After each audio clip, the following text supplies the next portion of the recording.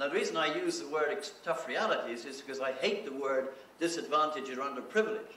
Because very often the most disadvantaged and the most underprivileged are those people with wealth. That there are as many tough realities amongst those who have, as we perceive people to have tough realities with those who have not. And is that therefore not a common international search for our common humanity? And so I decided, my mother having died, I was away from her in one sense, but I knew her spirit was on my shoulder. I took a 60% cut in salary, which is the sort of thing Rob Taylor would advise you not to do. But I took a 60% cut in salary to go to a remote part in Skye to build their leadership center. The first of its kind, I understand, in the world. A community center operating for a remote community with these international leadership academies coming through. Now, in the interest of time, following Buckley's presentations, just some snapshots of that time, if that's of interest to you. We set out to raise £1 million. I remember after the first committee meeting, and you know, in these remote parts down our track, across water, you hear voices. Those of you who live in remote parts, voices carry, don't they? You often have to say to them, "She's quiet. It was a lovely dress she was wearing," or whatever. She's a very nice person. But as this voice came across to us, back to our house, to our Prof house on Skye, I heard two of our committee members saying, "No one has ever raised £1 million on the Isle of Skye." And they were the committee. The first set of buildings was 1.4 million. 3 or 4 months in, the builders went bust. I remember standing with the hard hats on in the building, and our new project director came up to me and with all the helpfulness of a newcomer said, rain was coming in too, he said, "You know, if I'd been here at the start, we never have built it this way. Thanks a lot, pal."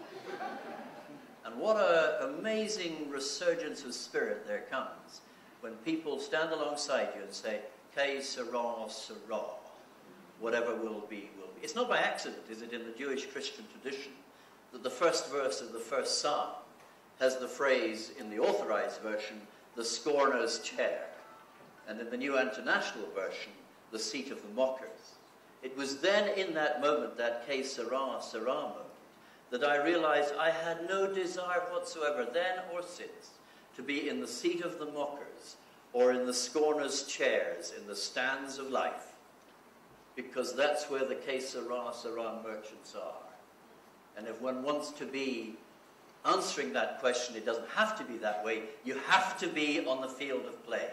You have to be there getting hurt. You have to be there surviving. You have to be there surviving and learning. And so many of our lessons come, do they not, when we're going through the toughest realities ourselves. And then we find at a later date, that's the reason why we were put through that particular period that equips us for something later on down the line. 4,000 graduates, Buckley very kindly mentioned, 300 head teachers, 50 different schools across Scotland, operating with 4 different leadership academies. Some of the measurements, we have 3 out of 4 youngsters in recent surveys finding their way into work and college. 91% of teachers on our Teachers Leadership Academies have said that it's helped to revive why they went into teaching in the first place. No longer to fill in forms or to check a process of bureaucracy. Has the time come, not, ladies and gentlemen, across our democracies, across the world, to say that we've been valuing targets for far too long? Has the time now not come to target values? And these head teachers have gone back in and created sequential opportunities for their youngsters and so on. And then with the measurements that others in the financial community, like most of all, New Philanthropy Capital, had a look at our investment, our return on capital invested. And they discovered that for £1 invested in Columba 1400, at least £2.50 is saved to the taxpayer. If any doubts about these programs, go back and tell that to your financiers. Go back and tell that to your governments. They'll be delighted. We don't operate with hardly any government funding at all. It's all a sense of what can be done one-on-one, one by one, and then in partnerships. But I would suspect, ladies and gentlemen, that the reason that brought Rob Taylor and Sarah on 3 visits, and Buckley and Stacey and Olafili and Futamili, if she's here, and also Stacey, that brought them to Skye, then to be trained as leaders, and others, I'm sorry if I've failed to mention you and some of our graduates here. Wonderful to meet you, I hope later.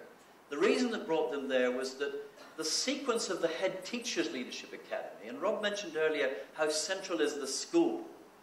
When your families are in breakdown, as ours are largely through addiction, far less AIDS as here, then the school teacher, the primary school teacher, or the head teacher of a secondary school becomes a signal, important influence. If you have in your life, as Rob mentioned earlier, a reliable adult presence in your life, you can do anything. And we have to find ways of creating opportunities for people to cross the road, to cross the divide, and to be alongside other people's youngsters, and to be that caring, thoughtful, reliable presence. And then, as Brookley and Stacey and others have discovered, anything is possible, as Kibbe has discovered in Kenya as well. It's that question of crossing the road and being alongside people. So, in that sense of those achievements, the sequential impact was that when the head teachers and deputies then went back to their schools, they brought with 15 youngsters and 5 members of staff to the Leadership Academy, and then they went back, and here's the surprising piece, even surprising to us, and I think will be surprising here in South Africa, is that their young people began to take responsibility for their lives and for the school. The young people then began to run leadership academies for their contemporaries. The young people began to run leadership academies for primary school students coming up into the secondary school. The young people then, and I've seen this, through their sense of knowing who they are, no longer a product, no longer a victim of how they've been held back in their lives, are on the front foot, and they're in their families and saying, it doesn't have to be this way. And we have families who are 3 or 4 times in unemployment, as you have here as well. And these young 14, 15, 16-year-olds saying to their mums and dads, you can do that, but we're not doing that. It's a sea change. It's seismic, because it's relying on the inner potential. Now, all of that might sound, oh, very good, thanks very much. So we finish and have a nice drink together. I would like to suggest it's not been easy.